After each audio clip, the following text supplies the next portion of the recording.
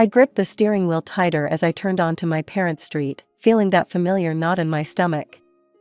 Another Friday dinner, another evening of being treated like the family ATM. 8 months of this bullshit, and it wasn't getting any easier. My name's Naomi, I'm 27, and apparently, I exist solely to fund my older sister's lifestyle choices. Let me back up a bit. 8 months ago, I showed up for what I thought would be a normal family dinner. I was wrong. My parents sat me down for what they called a family discussion. My sister Vanessa was there with her husband Derek and their 2 kids, Emma, 4, and Liam, 2. Vanessa has always been the golden child.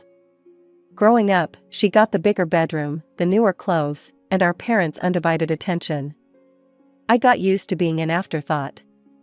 When she got married at 22 to Derek, an entrepreneur with big dreams and sporadic income, our parents threw them a lavish wedding that they couldn't afford. When I graduated college with honors, I got a card and dinner at Olive Garden. Naomi, my mom had said that night 8 months ago, we need to discuss something important. Her tone made it clear this wasn't a request. Vanessa and Derek need help with their rent, my dad continued. We're going to help them, and we need you to contribute as well. I remember thinking they meant a couple $100. That seemed reasonable enough. Family helps family, right? We'll be giving them $1,000 a month, Mom explained, and you'll be contributing the same. I nearly choked on my water. $1,000 every month? That's insane. I'm saving for my own place while paying rent myself. Vanessa rolled her eyes. We're renting a 2-bedroom house for the kids. It's expensive, but they need the space. Why can't you get a cheaper place or maybe, I don't know, get a job? I asked Vanessa. The looks I got from everyone at the table made me feel like I'd suggested selling one of the children. Derek's career is demanding, Vanessa said defensively. Derek nodded importantly, though his career consisted of sporadic contract work that left them broke more often than not, and I need to be home with the kids. I can't afford $1,000 a month, I protested. Mom's face hardened. Family sacrifices for family, Naomi. Or have you forgotten how much we've done for you? And there it was, the guilt trip, right on schedule. Last Christmas, I'd bought Emma and Liam toys from Target instead of the overpriced stuff from that boutique store Vanessa loved. You'd think I'd given them rocks based on how my family reacted. The entire holiday was ruined by passive-aggressive comments about my thoughtless gifts. So I gave in. Every month for 8 months, I'd been transferring $1,000 to Vanessa, eating ramen more often than I'd like to admit and watching my savings dwindle. Meanwhile, when Derek had work, they'd post photos of expensive restaurant meals and new toys for the kids. When he didn't, they'd complain about being broke and hit up my parents for extra cash.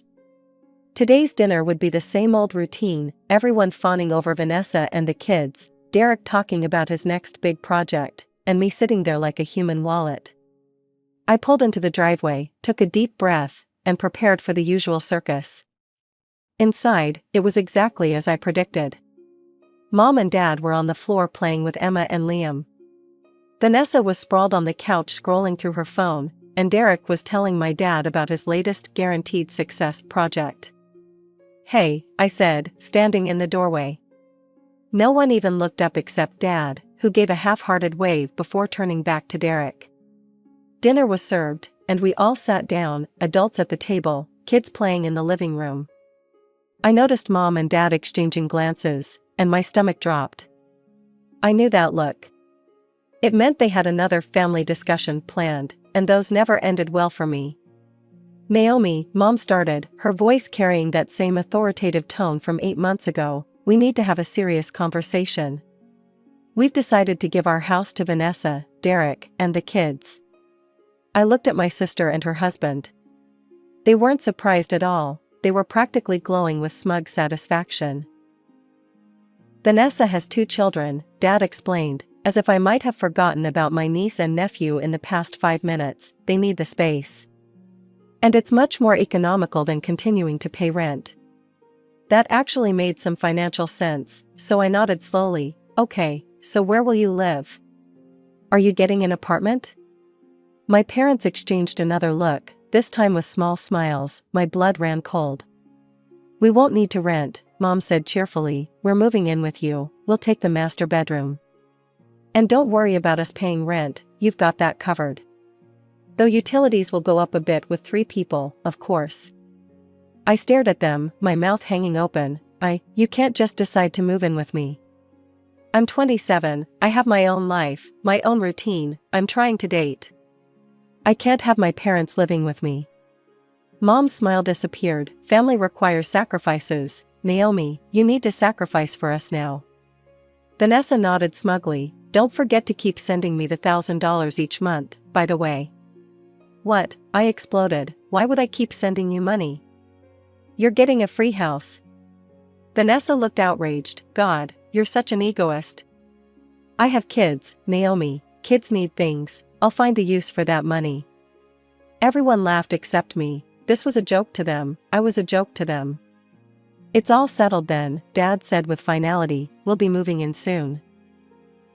I stood up, my hands shaking. I need to go. I should clear out the master bedroom for you. What I really needed was to get out of there before I screamed or burst into tears, or both. I drove home in a rage, my knuckles white on the steering wheel. Every memory of being overlooked and taken advantage of by my family flooded back at once. The birthdays where my gifts were an afterthought. The time I got a promotion and no one remembered to congratulate me. The countless times I dropped everything to babysit Emma and Liam while Vanessa and Derek went out, never even getting a thank you. What had they ever done for me? Nothing, not a damn thing. By the time I reached my apartment, I knew exactly what I needed to do. I wasn't going to let them steamroll me again, not this time. I grabbed my phone and called my landlord, Scott. He was a decent guy in his 50s who owned several buildings in the area. Hey Scott, it's Naomi from 4B, I have a situation I need to discuss with you. What's up, Naomi, everything okay with the apartment? I took a deep breath and explained the whole situation, the monthly payments to my sister, my parents giving away their house, and their plan to move in with me without even asking. To my surprise, Scott didn't sound annoyed or inconvenienced. He sounded genuinely sympathetic. Man, that's rough, he said when I finished. My brother-in-law pulled something similar with my wife before we were married. Some people just feel entitled to whatever they want. So, about breaking the lease? I asked hesitantly. Don't worry about it, no penalties, family drama is the worst, Scott said. Then he paused. Actually, I might have a solution for you. I've got another unit vacant in my building on Maple Street. It's about the same size as your current place, maybe a bit smaller. Rent would be similar. If you want it, it's yours. I couldn't believe my luck. That would be perfect, thank you so much. No problem, when do you want to move? As soon as possible, tomorrow, if I can arrange movers. Scott laughed. You're not wasting any time, I like that. Come by my office in the morning, and I'll have the paperwork ready. After hanging up, I immediately started packing. I worked through the night, fueled by a combination of anger and determination. By morning, I had most of my belongings in boxes.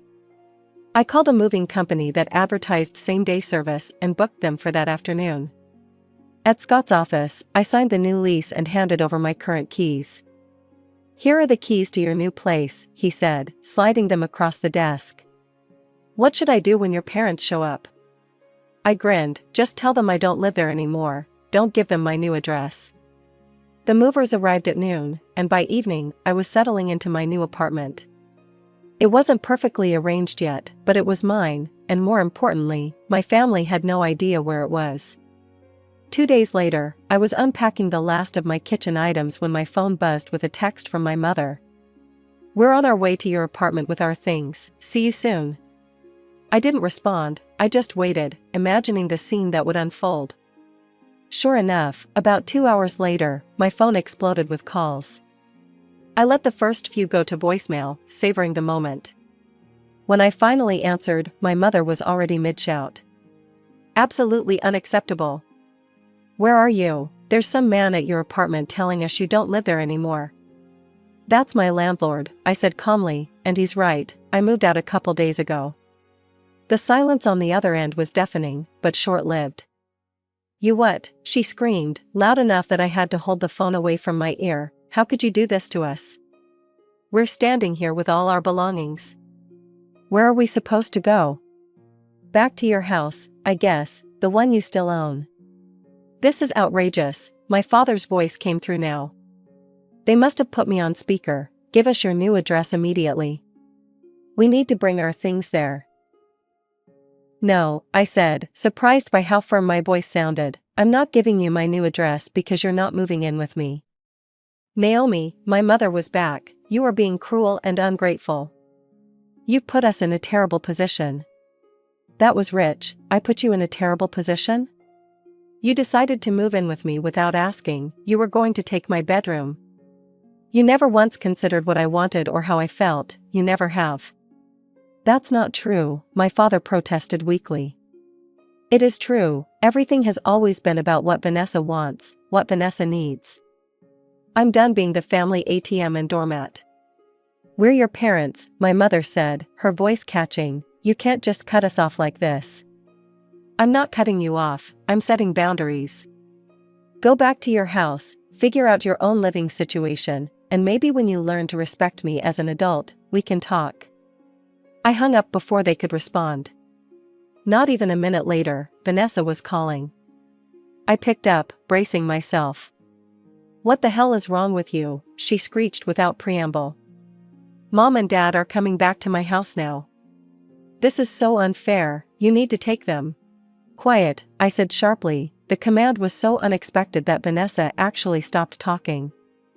I'm done solving your problems, I continued, and I'm done sending you money every month. As of right now, those $1,000 transfers are cancelled. You can't do that, she shrieked, finding her voice again. We need that money. You selfish bastard, after everything. I hung up, blocked her number, and my parents' numbers too. Then I opened my banking app and cancelled the automatic monthly transfer to Vanessa's account. As I put down my phone, I felt lighter than I had in years. The guilt and obligation that had weighed me down for so long were gone. In their place was something new, pride. I had finally stood up for myself. I poured myself a glass of wine, the good stuff I usually couldn't afford, and looked around my new apartment. It wasn't perfectly set up yet, boxes still littered every surface, but it was mine, my space, my rules. The peace I'd found in my new apartment didn't last long. After about 2 weeks of blissful silence, my extended family started calling. First was Aunt Carol, my mom's sister. Naomi, sweetie. I haven't seen you in ages, where are you living now? I'd love to come visit and see your new place. I wasn't born yesterday, did my mom put you up to this, Aunt Carol? A pause. Well, she might have mentioned she's worried about you. I'm fine, I'm just not sharing my address with anyone right now. Next was Uncle Mike, then my cousin Tiffany, then even my dad's bowling buddy Steve, who I'd met maybe twice in my life. Each call had the same awkward energy, forced casualness, followed by not-so-subtle fishing for my new address. Look, I finally told my grandfather, the last in this parade of family spies, I know Mom and Dad are behind all these calls. I'm not giving anyone my address, please tell them to stop using you all as their personal investigators. Grandpa had the decency to sound embarrassed. They're just concerned, kiddo. They're concerned about their plans being ruined, not about me, I corrected him. The call stopped after that. I thought maybe they'd finally accepted my decision and were moving on. I was wrong. One Tuesday evening as I left work, I spotted my parents' blue Subaru parked across the street from my office building. I pretended not to notice them and walked casually to my car in the parking lot. I could see them in my rearview mirror as I pulled out. They were following at a distance, trying, and failing, to be inconspicuous. I smiled to myself. Did they think they were in some spy movie? I drove directly to the Westfield Mall, occasionally checking my mirror to confirm they were still tailing me. They hung back several cars, but that blue Subaru was unmistakable. When I pulled into the mall parking lot, they found a spot with a clear view of my car. Once inside the mall, I called my friend Rachel. Hey, I need a favor, my parents are literally stalking me. They followed me to the mall and they're watching my car. Can you pick me up at the north exit? I'll leave through there while they're still watching my car at the south entrance. Girl, I'm on my way. This is the most exciting thing that's happened to me all week. I spent about an hour browsing stores, occasionally peeking out the windows to see my parents still dutifully watching my car. Rachel texted when she arrived, and I slipped out the north exit, grinning as I imagined my parents waiting for hours for me to return to my car. Get in, loser, we're escaping your psycho family, she said as I slid into her car. We both burst out laughing. I can't believe this is my life, I said once I'd caught my breath. My own parents are stalking me. Have you considered a restraining order? Rachel asked, only half joking.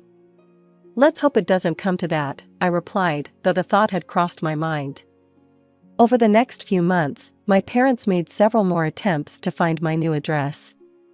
They tried following me from work 2 more times, but I was vigilant. They sent more relatives to call me with increasingly transparent excuses. Eventually, the surveillance stopped. No more mysterious calls from distant relatives, no more parental stakeouts, nothing. It was strange how quickly I adapted to the silence.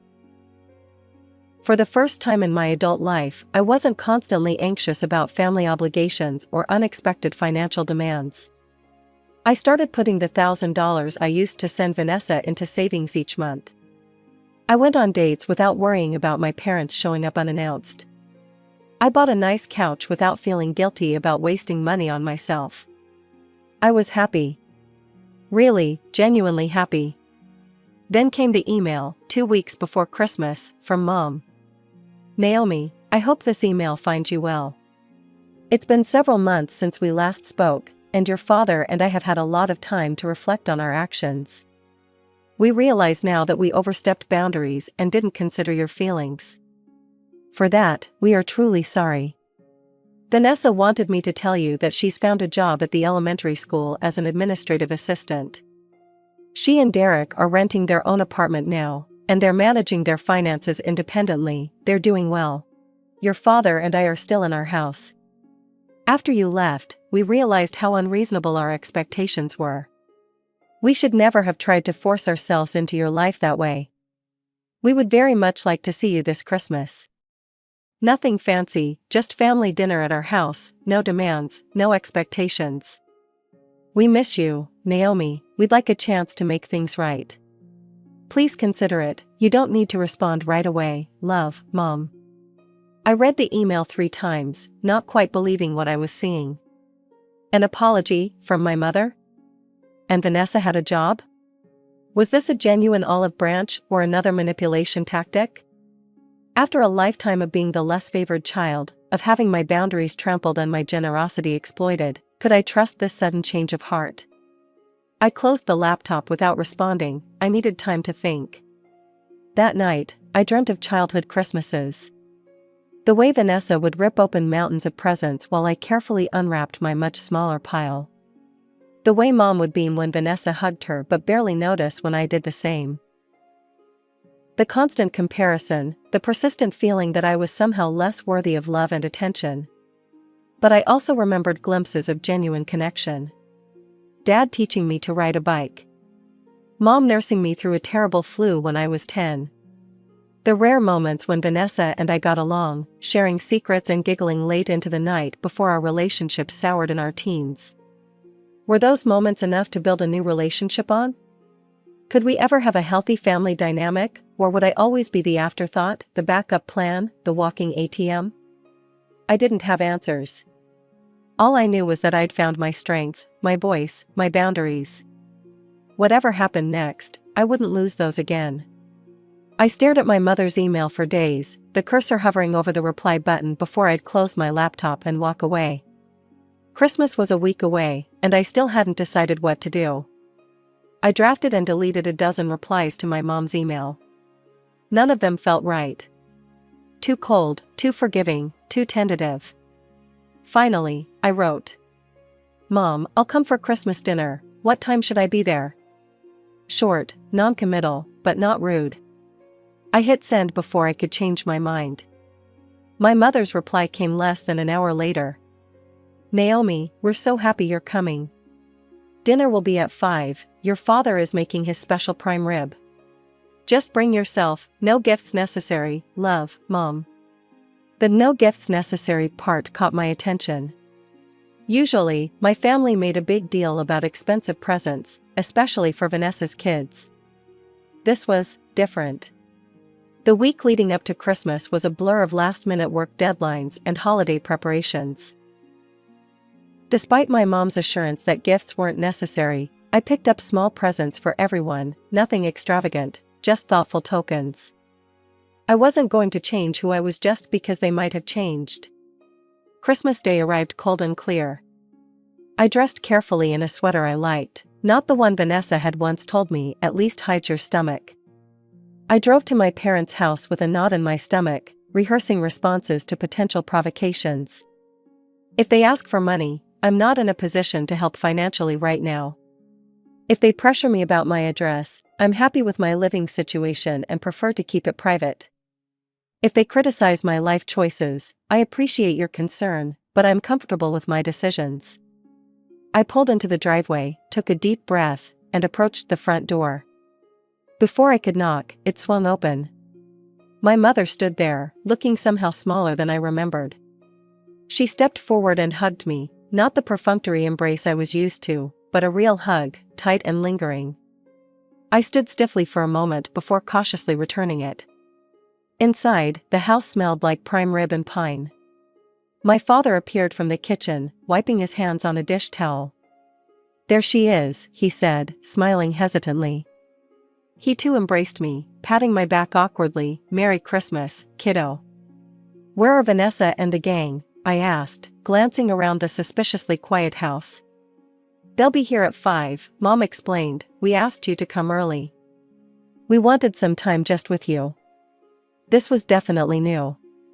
I followed them to the living room, where a fire crackled in the fireplace and 3 mugs of hot chocolate waited on the coffee table. "Naomi," Dad began once we were seated, "we owe you an apology, a real one, not just an email."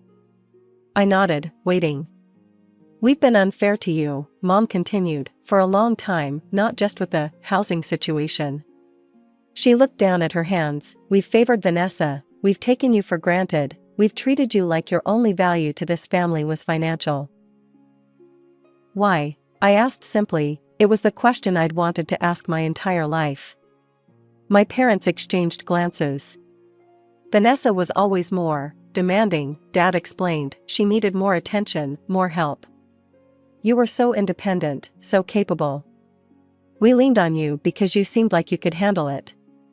We mistook your strength for immunity to being hurt," Mom added. "That was wrong of us." I took a sip of hot chocolate, processing their words. "And Vanessa? Has she had a similar epiphany?" They exchanged another look. "She's working on it," Dad said. "Getting a job has been good for her. Derek too, he's taken a steady position with an accounting firm." We talked for over an hour, really talked, in a way we never had before. They asked about my job, my friends, my new apartment, though they didn't press for the address. I found myself slowly relaxing, cautiously optimistic. At 5, the doorbell rang. Vanessa, Derek, and the kids had arrived. I braced myself for the old dynamic to resurface. Vanessa entered first, the kids trailing behind her. Her eyes found mine immediately. "Naomi," she said, her voice uncharacteristically subdued. "Merry Christmas." "Merry Christmas," I replied neutrally. An awkward silence fell. Then, to my utter shock, Vanessa stepped forward and hugged me. "I'm sorry," she whispered, "I've been a terrible sister." I froze, completely unprepared for this. Vanessa had never apologized to me for anything in her entire life. "Thank you for saying that," I managed. Dinner was surreal. Vanessa talked about her job with genuine enthusiasm. Derek discussed his new position without a single mention of getting rich quick. The kids were well behaved, and when Emma spilled her juice, Vanessa cleaned it up herself instead of expecting Mom or me to do it. No one asked me for money. No one made passive-aggressive comments about my life choices. No one tried to make me feel guilty for setting boundaries. After dinner, as we exchanged the modest gifts we'd all brought, I found myself laughing genuinely at Dad's corny jokes, accepting Mom's compliments without searching for hidden barbs, and actually enjoying my niece and nephew's excited chatter. As I prepared to leave, Mom walked me to the door. "Will you come for New Year's?" she asked tentatively. I hesitated. One good evening didn't erase years of being treated as an afterthought. Trust would take time to rebuild. "Let me think about it," I said honestly. She nodded, accepting my boundary without protest, another good sign. In my car, I sat for a moment before starting the engine. The evening had gone well, suspiciously well, a cynical part of me thought. Was it all an act? Would they revert to form once they thought I was back in the fold? Only time would tell, but for now, I was proud of myself for coming, for facing them on my terms. Whether our relationship could be truly repaired remained to be seen. But I knew one thing for certain: I would never again be the family doormat. I had found my voice, and I wasn't going to lose it again.